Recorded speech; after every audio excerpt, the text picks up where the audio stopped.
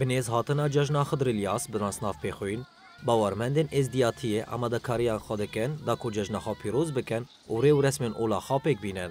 ازدین عفرینی لناوند یکیتیا ازدین عفرینی لنافچای احداث دناواله و تفگره دنه.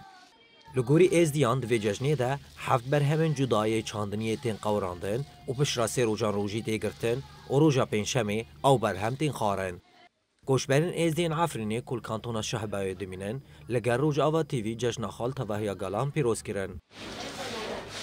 راستی دست به که ده ام و جشنه لگل خو پیروز دکن گل کرد گل ازیدی ام توایی گل خو پیروز دکن اف جشنا که آشتی آرامی جشنا پیخونش حسار سالان اف جشنا مهاتی پاراستن اف جشنا جی نوا حقوق قولای حتی نوا مهاتی پاراستن لی ام دی ساده بین چقا ایریش و چقا فرمان لسر مواره باندور بنابه امی چانده خواب پاریزن.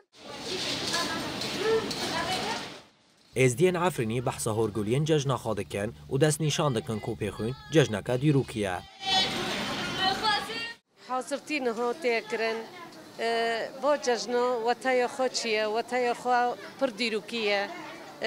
امکانن بیشن چند و کلتورا دایک خداونده جدسپی که شورش چاندنیه آجنه دهندری موضوع بوتامیه ده تکشاندن و حتی روزایی رو بردوام دکه راست همو اول جی پی اعتراف دکن لی اساس و سرکه اف جشنا و چاندنیه جهندری موضوع بوتامیه ده دست بکر.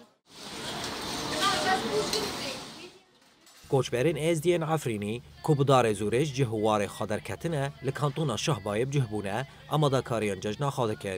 دوی گوشبر کرن و ایریشی دی جوانجی دوج چاند و کلتورا خو برنادانه و هر سال وکوه مه جشن خواب کیف خوشی پیشوازی دیکن.